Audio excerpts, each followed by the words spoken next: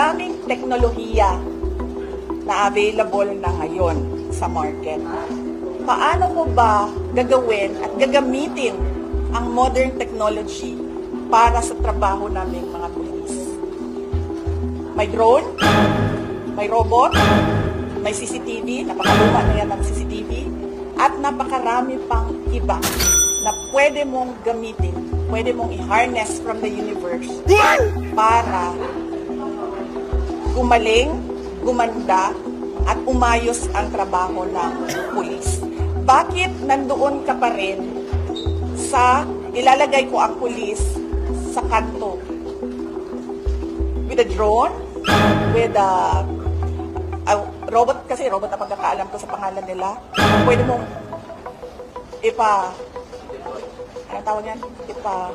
Hindi ikalat, hindi, anong tawag nung pag ang pulis? Nagro-ronda? Patrol! Yes, sorry. Pwede mong ipapatrol, hindi napapagod ang drone. So magpatrolya yung drone 24 hours. So narinig niyo ba yung sinabi ni Inday? Ang talino no? Nagbida-bida na naman. Nagtali-talinuhan na naman ang Inday ninyo. So sa tingin mo naman, 24 oras daw na hindi mapapagod ang drone. So anong gagawin ng mga kapulisan natin? Hahawak na lang ng joystick. Tsaka yung computer nila, tinitingnan kung saan dadalhin yung drone. Paano pag nagkaroon ng nagkaroon ng habulan ng snatcher, riding in tandem, mga kidnapper, mga nag-aamok sa kanto-kanto ng saksakan, may gulo. Sino ang aawat? Sisigaw ba ang drone nang sumuko ka na? 'Di ba? Paano hahabol ang drone? Matatakot ba ang mga kriminal sa drone? Sa tingin mo, baka batuhin pa ng tsinelas 'yan. Baka tiradorin pa 'yan ng mga tambay sa kanto. Isang beses lang 'yan babagsak sa lupa. Napaka-importante ng mga kapulisan na nagpapatrol sa kanto-kanto. Kasi we feel safe. At sa mga kriminal din, iiwasan nila yung lugar na laging may nagpapatrol kasi mabilis ang responde. Kagaya ng sa ibang bansa. Actually, kahit sa ibang bansa, yung mayayamang bansa pa kagaya dito, mayayamang bansa, 24 oras nagpapatrol ang mga kapulisan para mapanatili ang peace and order. Hindi ka pwedeng dumepende sa drone. Hindi naman natatakot ang mga kriminal sa drone, Inday. Ano yung mga pinagsasabi mong pinag-a-advise mo? Sana na-advise mo na rin kung saang TikTok shop or saang ano ba yan? Anong shop ba yan na bibili yung may parobot-robot ka pa? Dahil nga itong si General Torre, di ba, na nagpatupad ng 3 minutes to 5 minutes response. Kaya nga bawal na yung tumambay sa mga police station, yung mga kapulisan na tambay-tambay, hawak-hawak mobile, di ba? Chat-chat. Bawal na yon. Instead, dapat nagpapatrol na sila. Kaya nga kung makikita nyo sa mga balita, ang bilis ng response ng mga kapulisan kasi laging may rumurondang pulis. Yun yung pinatupad ni General Torre.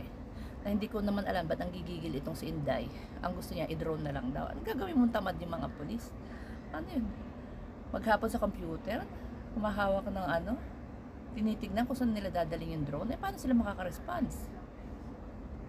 Ang alam kong drone, yung nangyari sa Davao, di ba? May karga-kargang 10 kilo na droga. Ginamit yung drone sa pag-ship ng droga sa Davao. Kasi nga laging nahaharang sa by land, by road. So ginawa by drone. Nung nag-drone, nahuli rin naman dahil nga, di ba, nahuli din yun. So ngayon, ang ginawa naman nila, pinalutang sa dagat. Hindi na nga nila alam kung anong gagawin nila. Luging-lugi na talaga tong mga na ito. Pati yung mga protector ng drug lords, gigil na gigil. So ayan po ang advice ng inyong lola na ni Inday. Instead daw na na mga pulis ang ipatrol, mga drone na lang daw kasi hindi naman daw napapagod ang drone kahit 24 oras. Talino talino ni Inday. Siyempre nga naman, binatikos niya ang PNP, dapat may solusyon siya. So, yan ang solusyon niya. Instead ng mga kapulisan, ang ilagay sa mga kanto-kanto, magpatrol, eh mag-drone na lang daw. So hari nawa matakot ang mga kriminal sa drone at makipaghabulan ang drone sa mga kriminal. 'Di ba? On the spot hahabulin mo yung riding in tandem, kidnapper, yung mga snatcher, yung mga kumukuha ng mga motor, 'di ba? Nagkakahulihan ngayon nga, 'di ba? Ang bilis mag-response ng kapulisan natin. O 'di ba? 'Yun ang niya, advice niya, talino. Hindi niya naisip yung kahalagahan ng visible na pulis sa bawat kanto